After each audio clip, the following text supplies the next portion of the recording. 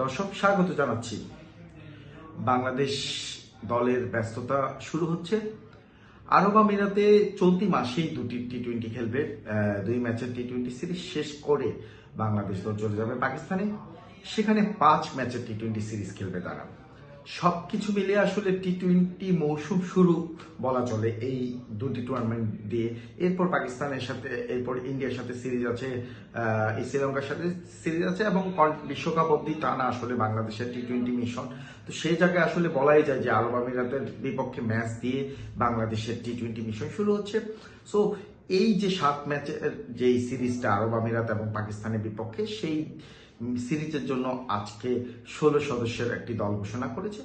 সেই দলে আসলে চমক বলতে কিছু নেই। স্বাভাবিকভাবেই যারা থাকার তারাই এসেছেন, যাদের পারফরমেন্সটা খুব ভালো ছিল তারা এসেছেন। বেশ কিছু ক্রিকেটার মানে ফিরেছেন ইনজুরি কাটিয়ে।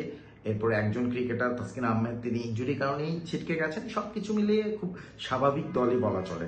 সো চমক যদি থাকে সেটা হচ্ছে আসলে সহ অধিনায়ক হিসেবে শেখ মেহেদী হাসানের নাম ঘোষণা করা হয়েছে।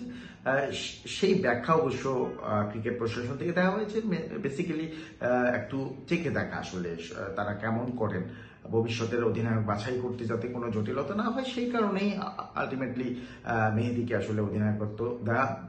সে জায়গায় আর লিটন ফিরেছেন। লিটন লম্বা সময় ধরে অধিনায়কত্ব করার অভিজ্ঞতা আছে। ঘরোয়া ক্রিকেটে নিয়মিত অধিনায়কত্ব করেছেন। জাতীয় দলে ভারপ্রাপ্ত হিসেবে বেশ কিছু ম্যাচ করেছেন। সর্বশেষ যে টি-20 সিরিজ ছিল ওয়েস্ট ইন্ডিজের বিপক্ষে, সেই 3 ম্যাচের সিরিজে অধিনায়ক ছিলেন লিটন দাস এবং ওই 3 ম্যাচ কিন্তু দাপটের সাথে বাংলাদেশ জিতেছিল। সো তার উপরেই আসলে দায়িত্ব দেওয়া হয়েছে। আগামী 2026 টি-20 বিশ্বকাপ পর্যন্ত লিটন দাসের কাঁধেই বাংলাদেশ দলের নেতৃত্ব এই ফরম্যাটে। তো লিটন দাসের নেতৃত্বে, লিটন দাসের অধিনায়ক করে যে দলটা হয়েছে সেটা খুবই প্রত্যাশিত একটি দল। খুব মানে অপ্রচলিত কোনো নাম নেই, সবাই রিনাউন্ড পারসন। তানভীর আহমেদ এসেছেন, স্পিনে খুব ভালো করছিলেন তিনি, এর আগেও ন্যাশনাল টিমে সুযোগ পেয়েছেন। তিনি এবার এই সিরিজের অংশ হয়েছেন। তার বাইরে মোস্তাফিজ গত সর্বশেষ টি-20 সিরিজ থেকে ছুটি নিয়েছিলেন, তিনিও ফিরেছেন। বাদ পড়েছেন আসলে আফিফ হোসেন ধ্রুব, তিনি ওইভাবে পারফর্ম করতে পারেননি। সর্বশেষ ঢাকা প্রিমিয়ার ডিভিশন ক্রিকেটেও তার পারফরমেন্স ছিল না। তারপর হচ্ছে রিপন মন্ডল, দুর্ভাগ্যতা সে আসলে স্কোয়াডের সুযোগ পেলেও কোনো কিছু না করেই এবার বাদ পড়েছেন। তো সবকিছু মিলিয়ে একটা কমপ্লিট দলই। অধিনায়ক নাজমুল শান্ত ফিরেছেন, ইনজুরির কারণে তিনি ছিলেন না। তার বদলে আসলে লিটন দাস নেতৃত্ব দিয়েছিলেন, তিনিও এবার ফিরেছেন।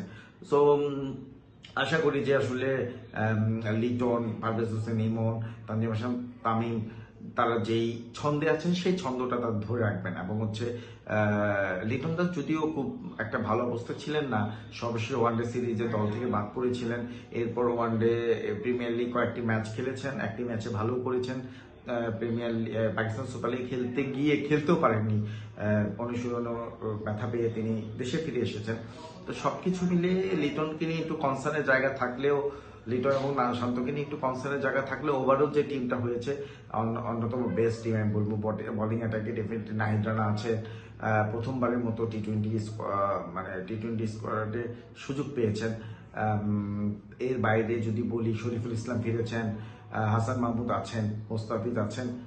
সবকিছু মিলিয়ে খুব প্রত্যাশিত একটা দল এবং আশা করি যে তারা খুব ভালো করবে। পাকিস্তান সুপার লিগে ইতিমধ্যেই নাহিদ রানা খেলছেন, রিশাদ খেলছেন, তাদের যে অভিজ্ঞতা সেগুলো সিরিজে কিন্তু খুব বেনিফিটেড করবে। তো সবকিছু মিলে টিমটা আমার কাছে যথেষ্ট ভালো মনে হয়েছে। আপনারা কি মনে করেন, দলটা কি আরো ডিফারেন্ট হতে পারতো কিনা, বা আরো কেমন হলে আরো ভালো হতো, সেসব বিষয়ে কমেন্ট করতে পারেন রবিস ব্লগের পেজে। ধন্যবাদ।